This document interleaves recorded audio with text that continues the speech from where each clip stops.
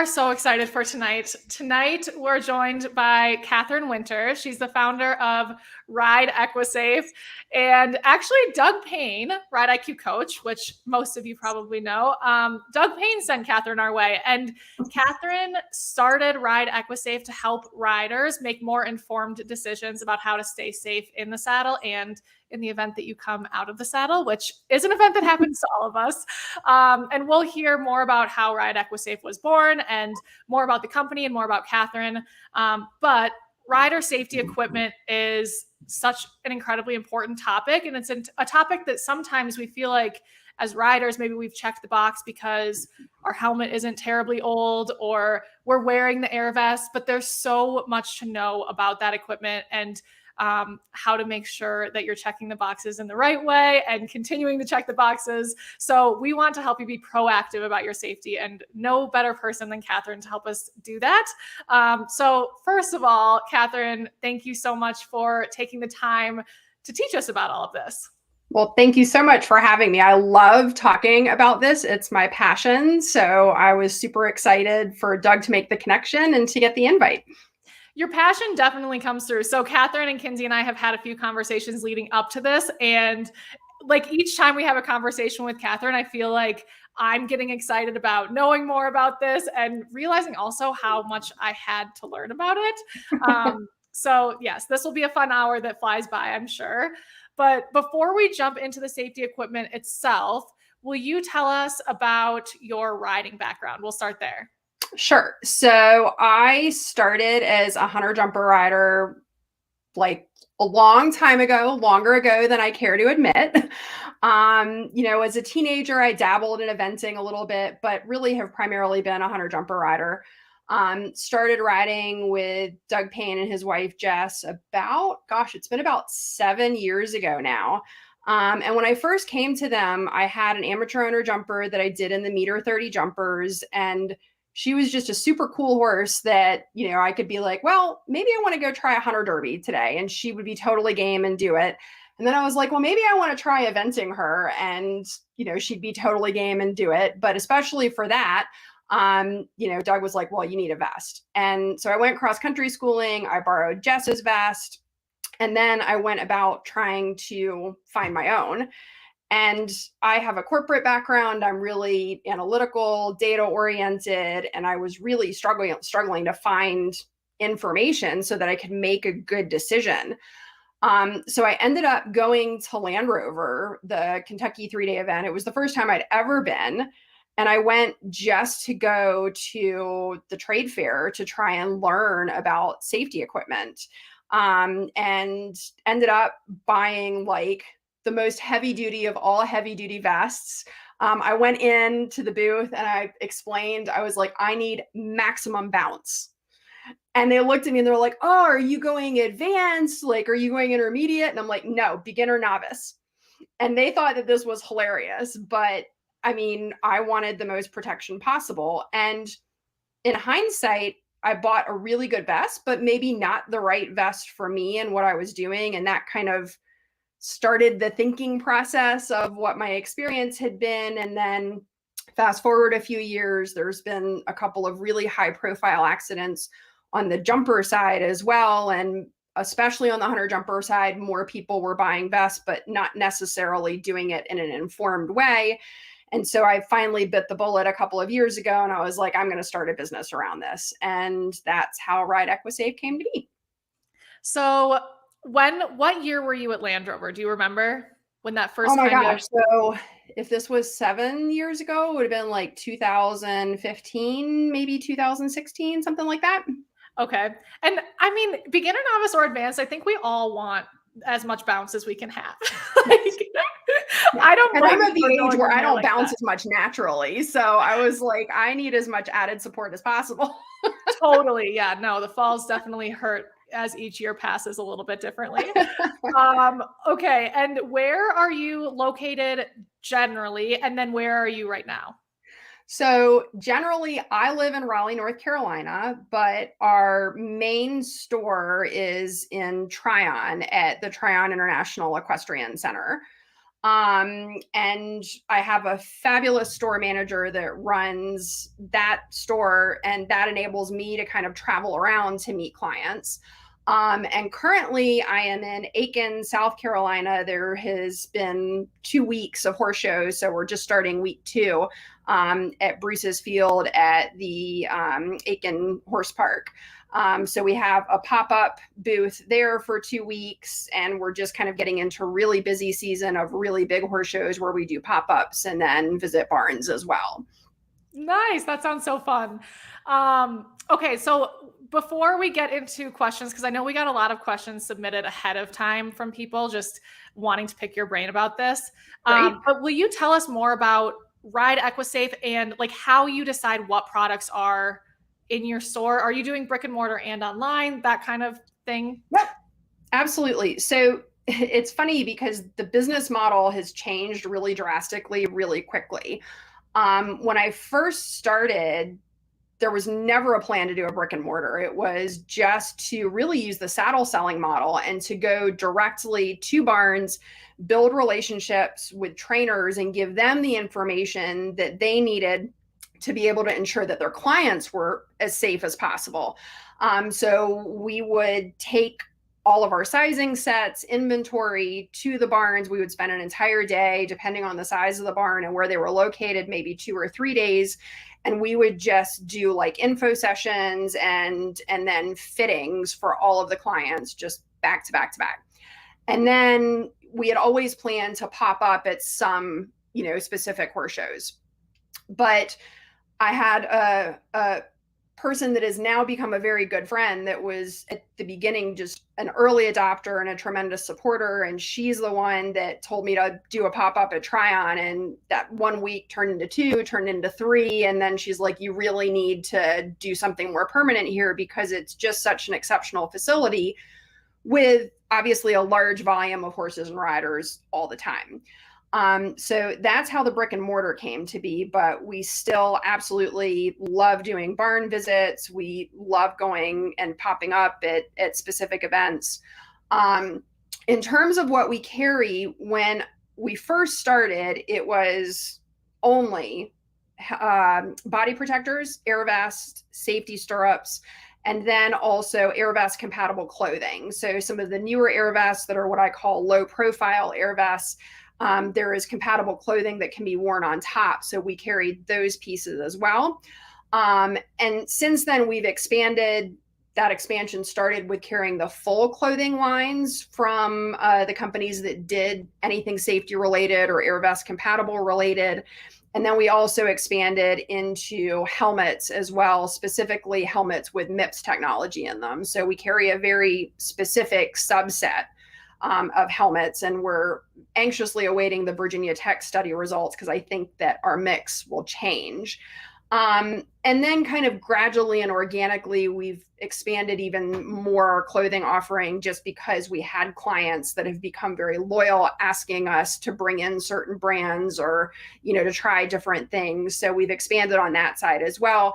But really our bread and butter is the safety equipment. And our thing is that we like to be able to say that we carry the largest selection of equestrian safety products under one website, one trailer that we travel with, under one roof of our brick and mortar, because our goal really is first and foremost educational, so people can advocate for themselves and make the best decision for themselves as it comes to safety products, and not feel like they're being pushed into 1 or 2 brands because that's the only thing we carry. Because we carry so much, we're able to get very specific about fit and fit for purpose as well, so that we're not having to be really salesy and just push 1 or 2 products. And generally, if there's something that we don't carry, there's probably a very specific reason why.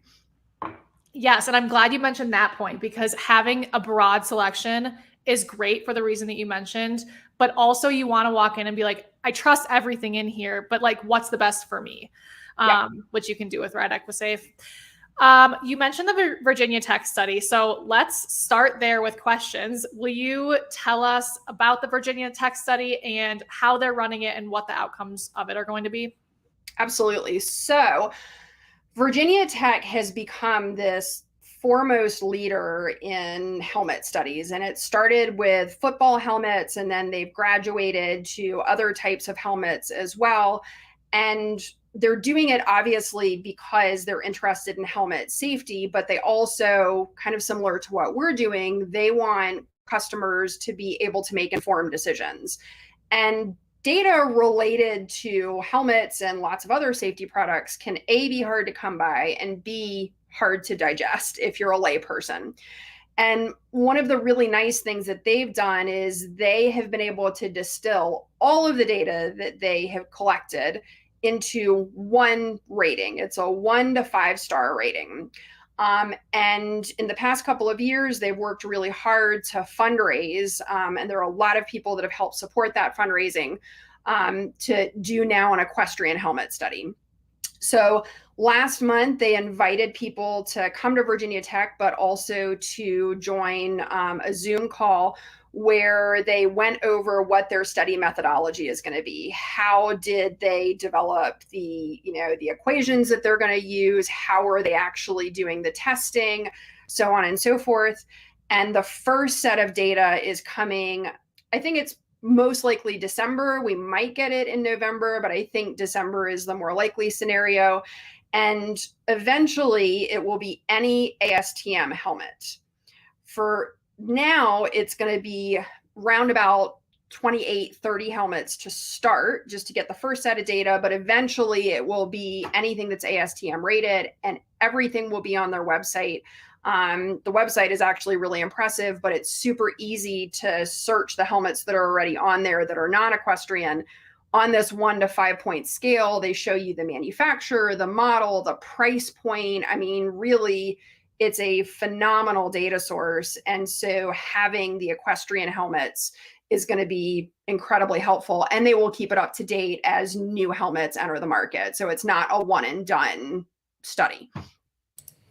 Got it. Yeah, that sounds really interesting. And it's just so great to have equestrian products looped into these like highly funded studies. I hope there's more of that going forward. So Yes. One thing you mentioned a few minutes ago is helmets with MIPS. And I'm sorry if I'm getting that wrong, but can you explain what that means, why that's important? And that's something that seems to have come around since Jess and I were really like riding consistently. Yeah, so MIPS has actually been around for quite a long time. It's just that on the equestrian side, we've been a little slow to adopt, which is not terribly shocking. What it stands for is multi-directional impact protection system. So the intent is really to try to help avoid concussion risk. Of course, nothing is foolproof, and it only helps in particular fall scenarios. But the idea is that it's basically further simulating the fluid layer that you have between like your brain and your skull, right? And so that fluid layer helps your brain move so that you're not getting a shear injury. And what a MIPS liner in a helmet does is something very similar. And I'm like really distilling it down to very simplified terms. But that's the easiest way to think about it. Is it's just further facilitating your body's natural mechanism that is already there. It is based on angular hits. And one thing that I'll mention with the Virginia Tech study is that their data and the way they're testing is primarily looking at concussion risk. We have other safety standards that are in place that helmets are tested to, looking at crush and direct impact and things like that. And Virginia Tech is feeling like what we don't have great information on is the concussion risk. And so that's what they're primarily focusing on, at least for now. So right now, as someone in the market to get a new helmet, you would want to make sure that it has, is it MIPS certification or is it just MIPS? It's not a certification, it's a technology. So okay. Helmets there's really 4 primary certifications. Most of them are going to have 3 or less. There's only a couple that have all four, and then MIPS is an additional technology that is added on. I will tell you that there is argument out in the stratosphere about, is MIPS really effective? And there are certainly companies that produce helmets that don't have MIPS in them that feel like the technology that they have in their helmets, while it's not like MIPS trademark, that it's effective at doing the same thing. And I think that's one of the places that the Virginia Tech study will really help shed some light, because here we have a level playing field. Everything is getting tested the exact same way. And we'll have a peer-to-peer comparison of what's effective and what's not. And does it have to be the trademarked MIPS, or can it be another technology, as long as it's accomplishing the same goal? Got it. Okay. So that answers one of my questions, which it sounds like if somebody walks in, or you walk into someone's barn and they're in the market for a helmet, you don't say like MIPS or go home. It's like MIPS is an option. Correct. I mean, so first and foremost is always going to be fit, because you can have a helmet that is rated out the wazoo. If it doesn't fit you, you're losing all of the safety technology that is built into it. So I would rather have somebody that is in a helmet that only has one certification that fits beautifully, versus a helmet that has 3 or 4 certifications that doesn't fit well at all. So fit is always going to be first and foremost. For me, the reason that personally I chose for my store to only carry MIPS is I have a concussion history. So that's a technology that is important for me. And there are so many helmets on the market. I had to choose, like, I only have a certain amount of space. So, how am I going to use that space? And the decision was, I'm only going to do MIPS. Now, depending on the results of the Virginia Tech study, what I carry may very well change. And that's something that I'm always looking at. We change what we carry anytime we get new information. So there's been stuff that we've carried that we're now no longer carrying.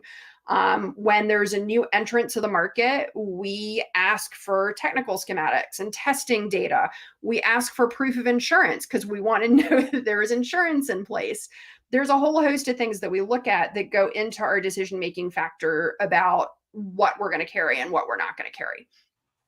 So since fit is the most important aspect for the helmet, if a person was on their own checking out new helmets, what are the things that they should do to make sure that it's fitting them as well as it could? So one of the things that we look for is that you should feel even pressure. There shouldn't be any particular place where you're feeling more pressure than somewhere else, especially pressure to where it feels like you're going to get a headache. So maybe you're getting like a red mark on your forehead, which is something that we see really commonly, and you're feeling like that's going to start throbbing. We get some people that feel like, it's too much pressure on the sides, and that might mean that you're in the wrong shape helmet. Maybe you should be in a round helmet versus a long oval, or vice versa. So pressure points are really important. Another really important thing is that your helmet should not be staying on your head because of the harness. The harness is a secondary thing to keep it on your head, but it's really the fit that should be keeping it on. And if it fits properly, you should almost have like a suction type feel, not like a vacuum. It shouldn't be extreme, but your helmet should be suctioned onto your head. So when you go to pull it off, you should kind of feel your scalp moving up when you're removing the helmet, because that is what is keeping your helmet on your head and in the appropriate position. So that's another really big thing. Another test is, once the helmet's on your head, you should be able to move the brim up and down without it actually sliding off of your head. You should see, basically you're looking for 1 finger width above your eyebrow. And when you go to move that helmet a little bit, it's your eyebrow that should move, not your helmet that should move. So those are some of like the really entry-level basics, like minimum that you should be looking for helmet fit. It's got to be comfortable. If it's not comfortable, you're not going to wear it. And again, you can have the greatest certified out the wazoo helmet, but if it's not comfortable and you go fall back to your 10-year-old helmet, which nobody should be wearing a 10-year-old helmet, it's going to defeat the purpose. Yeah, absolutely. And one thing that like I've always considered or thought about is I have like a huge head of curly hair, and when I ride, I'll like braid it and put it up into my helmet. Or is that like the wrong thing to be doing? Or when I try, do I need to be doing the exact same thing every time with my hair? Or like, what are you recommending people as far as like managing hair in their helmet? So the hair debate is real. We get lots of questions. A few years ago, it was having your hair up is really bad. You should have your hair down. And it was interesting because when we went to Virginia Tech last month, we, of course, very specifically asked this question, hair up or hair down? And the researchers' response was really interesting. It was basically, it doesn't matter as long as your helmet fits. So the big things that I would say related to the hair debate are, number one, if you're the type of person that rides with your hair down at home and up at horse shows, for example, and especially if you have thick hair or long hair or a combination of the two, that's going to change how your helmet fits. There is virtually no way that your helmet is going to fit the same with your hair up or hair down. So that needs to be taken into consideration. A lot of helmets these days have removable liners or a dial fit, and you should absolutely be either using a different liner depending on how you're doing your hair or adjusting your dial fit. If you do not have helmets that are adjustable in that way, then you might need to look at having two separate helmets to ensure that you have, a well-fitting helmet for when you're schooling and a well-fitting helmet when you're competing. So if you have that really thick or really long hair, the key is that if it's up, you're still getting that suction. So what we find a lot, for example, if you're one that twists your hair and puts it up, that creates too much of a gap between your head and the helmet. So it's hard to get that suction. A braid in a lot of cases is better. You kind of have to play with it to figure out how do you get that suction feel onto your head. Now, interestingly, one of the other things that the researchers said is that hair up can actually be helpful because it's A, additional cushion, and B, it provides an additional what we call slip plane, which is what really the idea is behind MIPS. Again, as I mentioned, it's kind of this rotational movement that allows the helmet to move on your head a little bit. And your hair can also provide additional movement so that the helmet isn't getting stuck on your head. And then it's causing friction when you fall, if you hit your head and you're skidding across a surface or something of that nature. So I think there's going to be ongoing debate about hair. It's something that the researchers are keenly aware of, but I definitely thought it was interesting that they, at this time, have specifically said, no, it can actually be a good thing. But first and foremost, your helmet has to fit. That makes a lot of sense. Yeah. And the suction check is a good one for just a regular person to be like, is this okay? Before we get into when you need to replace your helmet, going back to the hypothetical scenario that somebody walks in and they're buying their helmet, you've told us how to fit it. Is there anything that would make you be like, this helmet on the shelf doesn't meet my criteria? Like any other ways that can help someone narrow down the helmet that they're kind of gearing toward? Yeah. So, once you get beyond fit, so let's say you're lucky enough not to have an odd shaped head like I do, and the world is your oyster and you have a bunch of different options. For sure, the more certifications, the better. So there are certain things where we're like, the number doesn't matter, it's which ones. With helmets, the more, the better, for sure. So if you have something that has all 4 of the major certifications versus just one, that's just going to be a better helmet. All other things being equal in terms of fit and whatnot. And I think one of the really important things to note also is that you do not have to be in an ultra expensive helmet for it to be one of the best helmets in the world. There are companies out there that are producing helmets that have tested exceptionally well in other tests, that are not helmets that are going to break the bank. And all helmet companies are doing replacement programs because they want you, if you fall and have impact, they want you to be able to replace your helmet. And in part, they want your helmet back for their own research as well. So if you're in a store and you've got 3 different options, ask about the ratings. Know that there are 4 key ratings plus MIPS. Most commonly, you will see helmets that have 3. There are 3 that are most common. The bare minimum in the US is ASTM. So anything that has more than that, and more than that, and more than that is better. Got it. And we just got a question in chat that I think is really interesting. She's asking, for riders who don't have climate controlled tack rooms, do you recommend taking your helmet home every day? Does the heat or extreme cold affect the helmets over time? So I think it's more about humidity, and also how much you sweat. Because those are the things that are really gonna degrade the helmet and the inside of the helmet. The liner, so the liners, especially if you have a removable liner, those in most cases are washable. They're always going to be replaceable. It's a little bit harder if you have a fixed liner, because then there's no way to remove that. But if you're somebody that rides every single day, or you ride multiple horses every single day, and you're in a place that's really humid and you're a sweater, that's going to degrade your helmet. And so the more temperature controlled and dry environment that you can keep your stuff in, the better. I live in the South. It's not uncommon to put tack in my tack trunk, and the very next day it's green and moldy. And if your helmet's in the same place, you can kind of imagine what's going on, with your helmet. And beyond just what it's doing to the inside of your helmet that you can't see, just thinking about like putting that on your head is a little bit icky as well. It can be kind of hard. I'm guilty of it too, of having the discipline to take it home every day and then remember to bring it back. But especially if you're a sweater and you're in a humid environment, then the more you can do to temperature control, the better.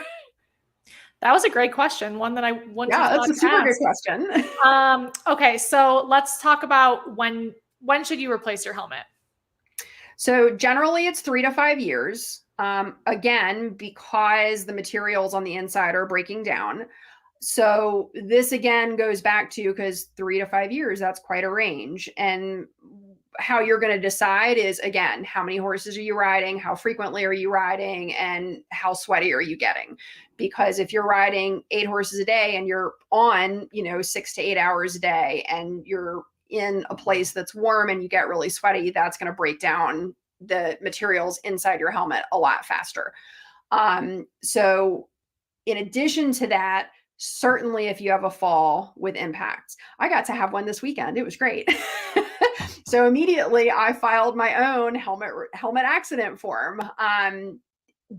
Basically what you need to be aware of with your helmet. So you have multiple layers in your helmet, but especially for when you fall, you have a layer that's called the EPS layer. It's the expandable polystyrene layer.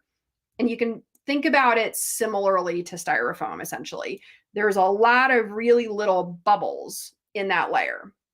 And when you hit your head or have an impact with your helmet, those bubbles burst. It's how they absorb the energy from your fall. And because it's absorbing the energy, it's preventing, hopefully, your head from absorbing that energy. Once those bubbles are popped, they're done. They don't refill or anything like that. So, you're essentially, especially in that area, unprotected if you have another impact in that area. So that's why anytime you have a fall with helmet impact, you definitely want to replace your helmet. As I mentioned earlier, most of these companies have a process by which you can file an accident report. And within, depending on the company, usually 2 to 3 years, they will give you a discount on a new helmet because they want you riding in a safe helmet. Sorry, my mute button is Proving harder to turn off. No worries. It's because I'm giving you such good food for thought. You have to absorb it. Yeah, no, seriously. I'm just like listening and then I'm like, oh God, I gotta ask that question. That is really that's great that those companies are doing that. And yeah, it just seems like the right thing to do. One of our members also just asked, which is a good segue. She said, when should a body protector be replaced? Does it follow the same limits as a helmet after a certain number of years? Yeah, so generally for body protectors, we say the exact same thing. 3 to 5 years. Again, very much depends on how much you're using it. How often are you falling in the water? That's another thing. But it is to a degree use-based. There are certain things that you can do to test your body protector. You can squeeze the foam and see how quickly it bounces back. You want it to bounce back really well and quickly. You don't want to feel your fingertips be like when you're squeezing the foam. You shouldn't feel your fingertips coming together. If you have any visible divots or chunks or missing or wrinkles in your body protector, that is a great sign for replacement. It seems like whenever I go to barns with barn visits, specifically eventing barns more so than other types, I see a ton of these like 20-year-old body protectors come out that have been purchased like in secondhand stores or handed down. And, you know, it's great to be wearing something, but a 20-year-old body protector is not going to be doing that much. You know, the other thing with body protectors, you know, following on to that is you definitely want to be looking at how those things are certified and rated as well, and making sure that they're fit for purpose there. So if I'm doing a consult with a client, I'm looking at the condition of their current body protector, if they have one, and I am very happy to tell somebody that something's in great shape. If it's in great shape, I don't want you to unnecessarily spend money. But maybe you're riding in something that isn't certified at all, or it's, you know, certified to one level, but you're starting to do some really heavy duty stuff. And I think it might be better for you to kind of graduate to the next level of protective equipment. Then I'll share that information too. But certainly I would say worst case, at like 8 years, you should really be questioning, but generally we follow the same as the helmet rule with 3 to 5. Yeah, that's good. That's good to say because it's hard to spend money on something you already have until you realize that like you have this because you might need it, and there's not few things that are more important than that. We just got a question in chat, which is so interesting because it's a question that I was having in my head as well when you were talking about the helmet impact.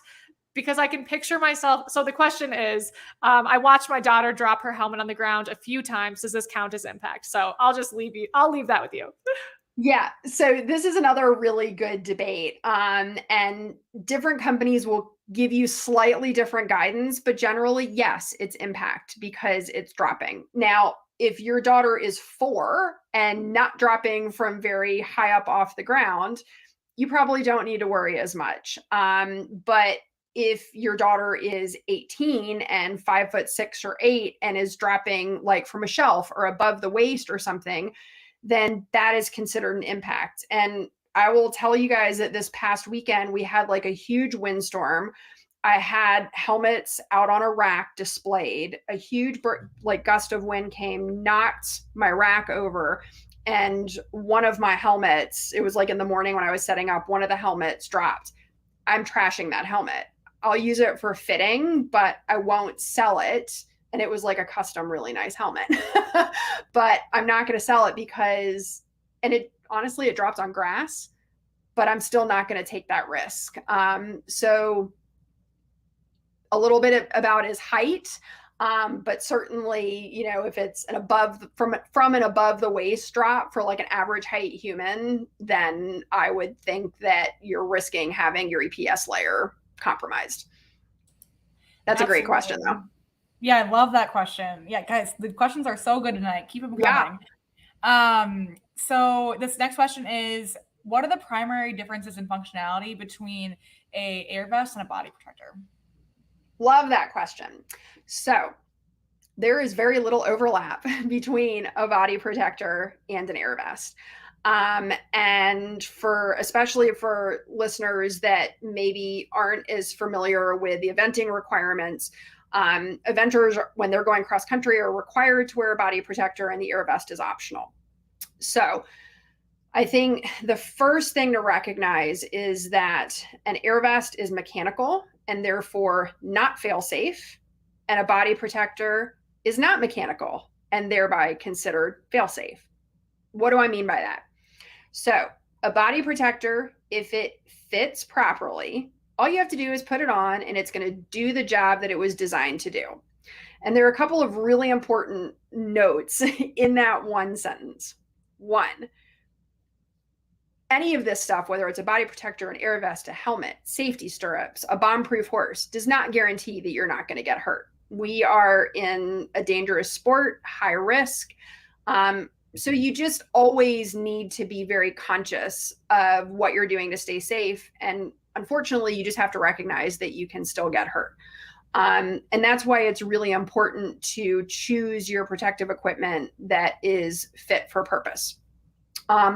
So with the body protectors, they are going to be made of a very dense nitrile foam. So this is not a cushion foam. It's not going to make you feel better when you fall.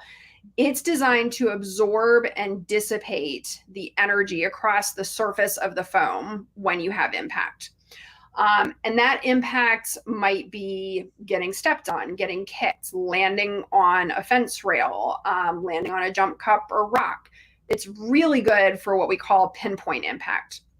And it is going to protect the parts of your body that it physically covers. So the front of it should start just below the last rib on the front of your torso. And then it covers your chest, goes over your shoulders, covers your back, and goes down to, it should cover your SI joint and essentially the top of your tailbone. It's not going to go a lot lower than that because you don't want it hitting the saddle or getting caught on the back of your saddle. And like I mentioned, it is fail-safe. So you want to make sure it's fitted properly. Fit is key. Just like with a helmet, the better it fits, the better it's going to protect. And if it fits properly, it's going to do the job it was designed to do. On the flip side, with air vests, as I mentioned, air vests are not fail-safe. They are mechanical. And what that means is there is a chain of events that has to occur in order for your air vest to go off. And if the very first step in that chain of events doesn't happen, your air vest is useless. And this is in part why for eventers, the body protector is required, because that first step is you separating from your horse. If you don't separate from your horse, your air vest is not going off. And just to kind of paint the picture for those that might not be familiar with air vests, you are tethered to your saddle. You have a saddle strap that is installed on your stirrup bars. And when you get on, you're clipping on to that saddle strap. When you get off, hopefully you're remembering to unclip. But while you're riding, you're clipped onto that saddle strap. And if you have a fall and you separate from your horse, you still have that lanyard that's staying clipped, but that lanyard is going to a trigger mechanism on the vest. And just to keep it short and simple, when that lanyard pulls out of the trigger mechanism, it pierces a CO2 canister. That gas is released, that inflates your vest. If you don't have that separation, that lanyard isn't being pulled on, and that entire process is not starting, and your vest is useless. So for eventers, unfortunately, they have a higher incidence of horse falls where you're not separating.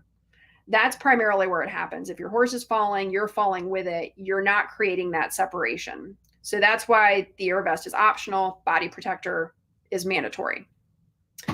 In terms of what an air vest does, so it is more so for what I call broadside impact. If you are landing on your front, your back, your side, it provides what we call a trampoline effect. You do bounce a little bit. Body protector, you're not bouncing. So you're not bouncing 4 feet in the air like you would be on a trampoline, just bouncing up a little bit. it is a pain reduction product. It is going to reduce some of the pain, reduce bruising that you might experience after the fact. It's not necessarily designed for pinpoint impact, because think about an air mattress. If you step on an air mattress in one place, the air kind of moves away from where you're stepping.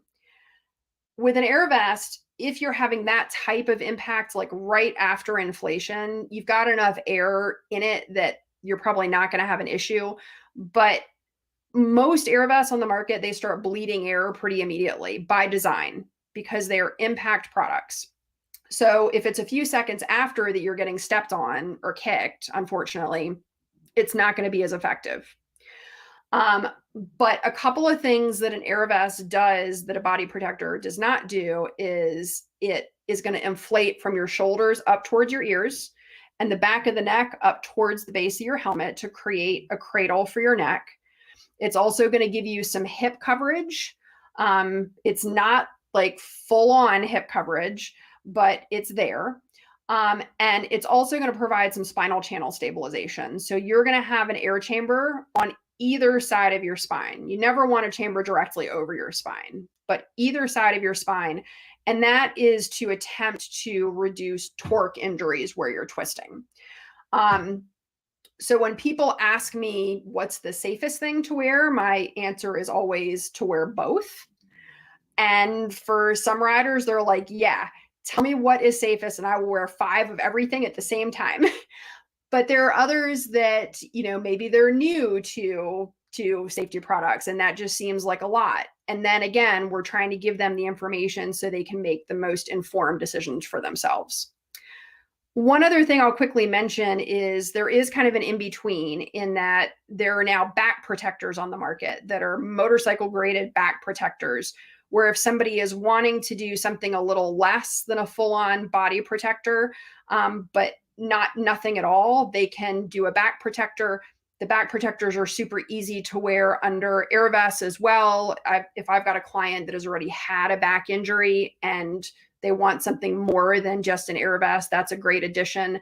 So there are lots of different things that we can look at on the a la carte menu, if you will, to get people into the right equipment for their particular scenario. Got it. And you kind of just answered this, but I thought it was a great question that came through. She said, is it safe to wear an air vest solo without a body protector? So this is a great question. Up until a few years ago, all of the air vests on the market were really designed to be worn over a body protector. The way that they were designed to inflate, the way that they fit, all of that was really designed to be over a body protector. As non-eventers became more interested in wearing air vests, a lot of companies started adapting some of their models.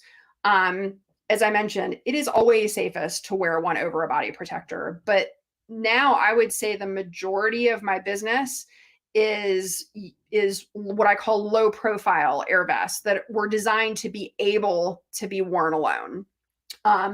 We're very careful when we're working with clients to help them understand what the risks are, i.e., it's not going to go off if you fall with your horse, and then it's basically like being unprotected.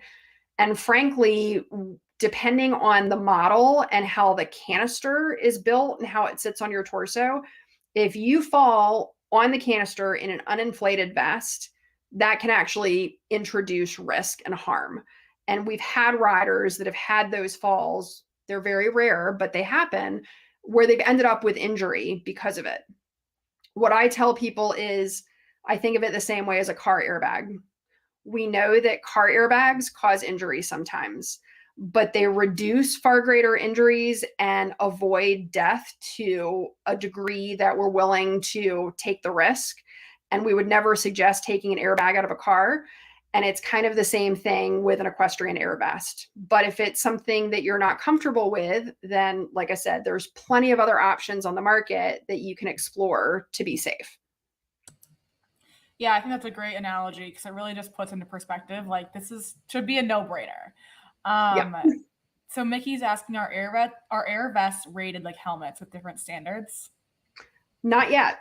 And it's one of the challenges that we actually have with air vests. Helmets, there are very clear standards. Body protectors, there are very clear standards. We don't have those standards for air vests currently. In Europe, they have a CE certification. I'm realizing I'm using my air quotes a lot, but they have a CE certification that's required to be able to sell a product that is PPE, personal protective equipment, in Europe. I would say that's not really a certification or safety standard. In the past year, there has been a French standard that has come out that a lot of the low profile vest manufacturers are using as a testing norm.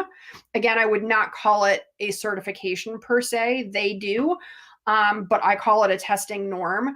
But there's nothing harmonized that everybody tests to.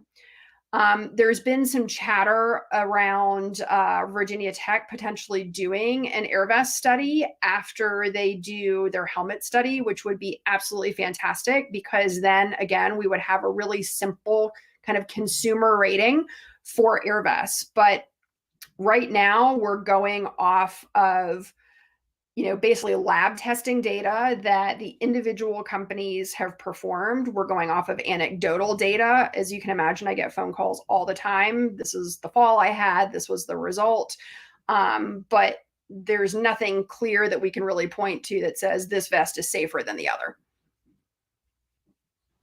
No, I'm having mute problems. That's very interesting. And I have one more. It's so funny. I've been watching the clock during this one, and I'm like, man, there's so much to learn on this topic. I know.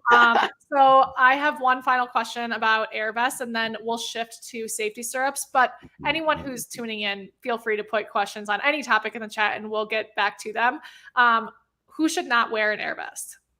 Oh, that's a good question. So when I'm doing a fitting, especially, no offense to anyone out there, because I'm of this age, but depending especially on the age of the individual, I'll ask about medical conditions. Because, for example, if you are someone that has any sort of a bone density issue, I either will not want to put you into an air vest, or it will make me think more carefully about fit and which models might be appropriate. Because if you have any sort of brittle bone condition, and let's say your air vest is tight, that can actually hurt you. If you have any sort of an implanted cardiac device, I want to know that during a fitting. Why is that relevant? Because I have one particular vest that is a fabulous vest. I love it, but it has a magnet in it. That magnet is probably really far from your heart, but that's not a risk I'm willing to take. So I am asking about medical conditions just to be able to provide the best advice for my clients about what would work and what wouldn't. Another thing about air vests is if you're breaking babies, I would not recommend an air vest as a first option. I certainly have people that do it, but if you're doing 5 or 6 year olds, maybe that's not so much of an issue. But if you're like the first person on their backs, then that's just something. Number one, you want to be able to get off quickly. If you need to do an emergency dismount and not have to worry about unclipping, because you have to unclip before you dismount. Otherwise, you're going to blow a canister, and that can get expensive after a while. And while most horses don't spook at the sound of air vest, that's not all. And certainly you would want to think that a baby might be more prone to spook than one that's been around the block. So again, it's super rare to see them spook, but horses are horses. I can't promise you they won't. Yeah, that sounds like a very good scenario where it's probably not in your best interest. And Catherine, is there a minimum, like, I know someone mentioned their daughter. Is there, like, can little kids wear them or no? So that's a loaded question. So can they? Yes, provided that they meet the weight minimums. So each vest is going to have a weight minimum. The majority of vests, it's 77 pounds. There are a handful that are 55. There's one that's 45, and I think there's one more that's 35. Those weights are critically important. If you love your children, don't say, my kid weighs 75 pounds, it's close enough. Because the weight is the amount of force that has to be exerted on the trigger for the lanyard to pull out of the trigger. If your kid isn't heavy enough, they're going to get drug, which is a nightmare scenario for a parent. So weigh your kid if you think they're anywhere close. Weights are really important. I personally am of the belief that small children should not be in an airvest for a whole host of reasons. One, their bones just aren't as developed. Two, they're usually not mature enough to remember to clip and unclip all the time. Three, they're way more resilient. Four, they're way closer to the ground. And I mean, you have to have enough room to fall for the vest to trigger and fully inflate before you hit the ground. Most vests are super fast, under 0.2 seconds, but the closer you are to the ground, the less time you have for it to inflate. So if you've got a little kid on a small pony, it's just asking for something to go wrong. So I see some brands marketing to like toddlers, and I just think that there are better alternatives. A kid like that worked for Pony Club. The body protectors are the way to go for really little kids. Yeah.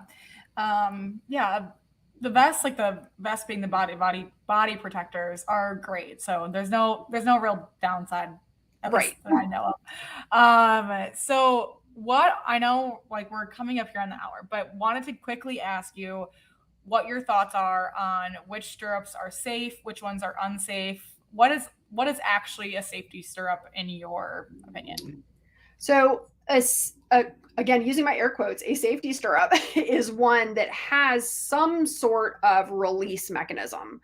And we're starting to see actually more options and more kind of technology and innovation in what that release looks like. Sorry, Bernie's coming to say hi. So when I was growing up, really the only safety stirrup was what we call a peacock stirrup, which is the ones with the rubber bands on the outside. And we still see a lot of those, and those are, good options. There are, like with anything, there are risks. We've heard of kids getting, or even adults getting caught on the hooks. The rubber bands can rot and break. There's no perfect safety product out there. So if you're concerned about any potential scenario, just don't put your foot in the stirrup at all. But what we're seeing most commonly is an outer branch that opens in some way, whether it is on a hinge of some sort, where the branch is opening from the top or the bottom, whether it's a sleeve where the branch is pulling out, whether there is a gap at the top of the branch that doesn't even fully connect, that is flexible and allows the foot to slide out. There's a whole bunch of different options. And again, you kind of have to determine what is the best option for your purpose. And how, because I'm thinking about like vests, definitely the level that you're riding at and the discipline you're riding in determine that a lot. Yep. But when it comes to safety stirrups, I'm kind of like, seems like anybody could get dragged behind a horse, like dressage or on cross country or whatever you're doing. So how, I mean, again, walking into the store and I'm like, I want to make sure that I am ready for that fall. How do I know where to go so that I'm kind of, I guess budget is definitely a consideration, but what are the other considerations I should have in mind to like try to get to the safest stirrup possible? Yeah, I mean, what's hard is I will ask people, when you think about your most common fall scenario, what is that?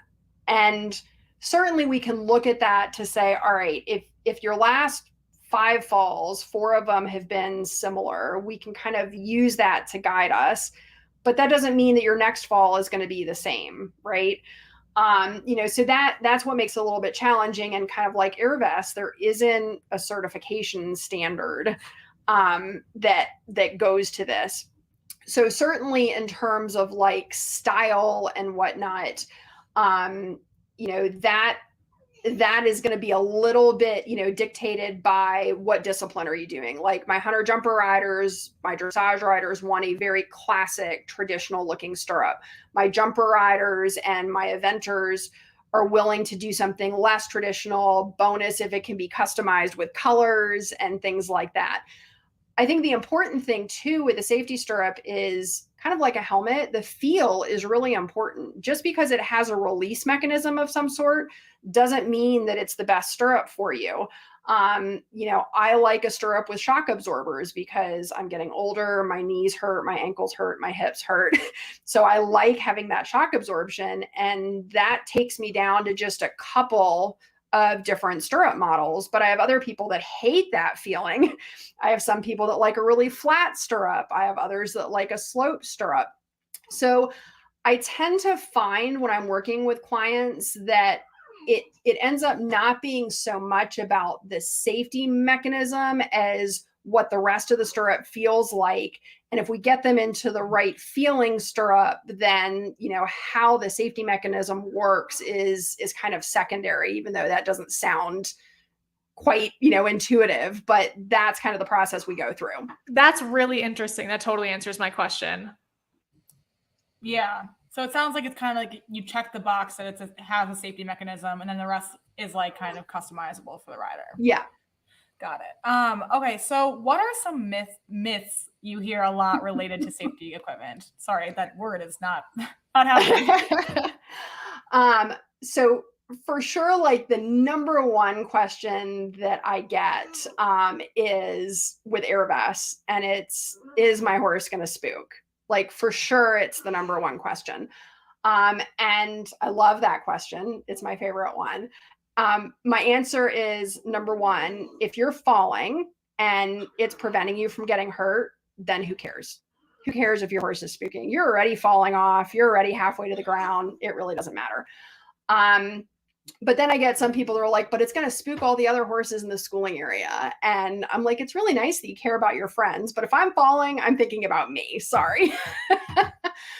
But what I will say, and I think I alluded to it briefly before, most horses don't spook. It's so fast that they don't even have time to react to it. For me personally, everything goes quiet when I'm falling, so I don't even really hear it going off. I can't promise you that your horse isn't going to spook. I don't know your individual horse, but what's really funny to me is that I hear stories about the horses that are most sound sensitive that don't spook. And the ones that are the stalwarts are the ones that might get silly about it. I own a horse in partnership with a friend and with Doug and Jess that he rides around the 4-star level, and it's super sound sensitive, like looks for any excuse to scoot. And he unfortunately fell off her going cross country earlier this year, went over her head, took the bridle with him. And the airvest went off, and she took one look at him and then stuck her head down and ate grass. So I feel like that's a pretty good endorsement of, it's not this terrifying thing that your horse is going to run away from.